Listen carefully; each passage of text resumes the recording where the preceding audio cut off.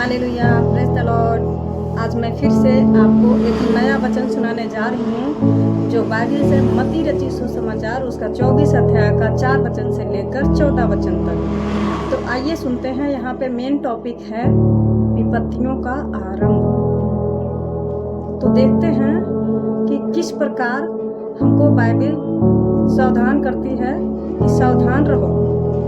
ठीक है, तो यहाँ पर इस प्रकार लिखा है, यीशु ने उन्हें उत्तर दिया, सावधान रहो, तुम्हें कोई नहीं बहकाए। बहुत से लोग मेरे नाम में आएंगे और कहेंगे मैं मसीह हूँ, और वे बहुतों को बहका देंगे। तुम युद्धों की चर्चा सुनोगे और युद्धों के बारे में अफवाहें सुनोगे, पर देखो इससे मत घबराना, क्योंकि ऐसा होना अनिवार्य है, परंतु यही अंत नहीं है। जाति के विरुद्ध जाति और राज्य के विरुद्ध राज्य उठ खड़ा होगा।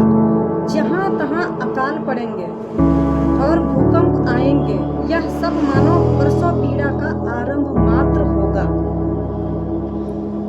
उस समय लोग तुम्हें पकड़वाकर घोर यंत्रणा देंगे और मार डालेंगे। मेरे नाम के कारण सब जातियां तुमसे घृणा करेंगी। उन दिनों बहुत से विश्वासियों के विश्वास का पतन होगा।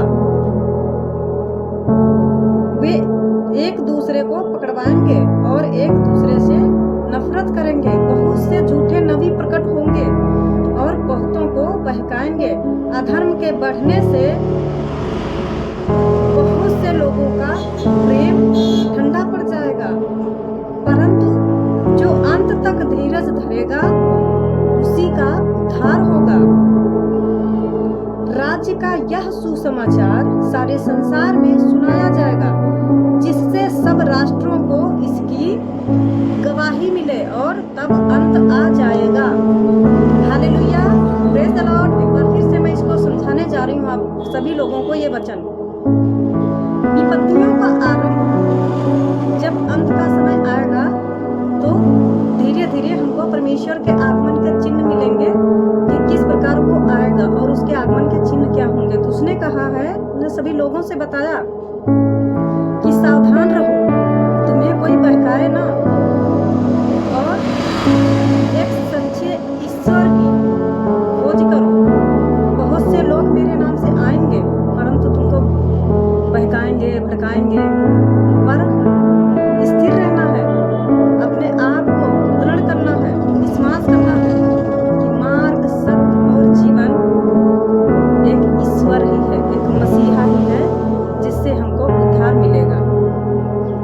तो उसने कहा है 6 वचन में, तुम युद्धों की चर्चा सुनोगे और युद्धों के बारे में अफवाहें भी सुनोगे। तो अभी युद्ध हुए और अफवाहें भी हुई, पर देखो इससे मत घबराना। पर जब ये चिन्ह होंगे, जब ये चीजें प्रकट होंगी, सारी बातें होंगी, इनसे घबराना नहीं है, इनसे घबराना नहीं है। अंत अभी नहीं होगा, क्योंकि उसने अपने मुंह से बोला है कि अंत अभी नहीं होगा, क्योंकि ऐसा होना अनिवार्य है। उसने बोला भी है परमेश्वर ने कि ऐसा होना अनिवार्य है, परंतु यही अंत नहीं होगा। जात के विरुद्ध जात, जैसे अभी एक राज्य दूसरे राज्य पर चढ़ाई कर रहे हैं, लड़ाई कर रहे हैं, गोला बारूद चल रहा है, सभी लोग आप अपनी आंखों से देख रहे हैं। राज्य के विरुद्ध राज्य उठ खड़ा होगा, जहां तहां अकाल भी पड़ेंगे।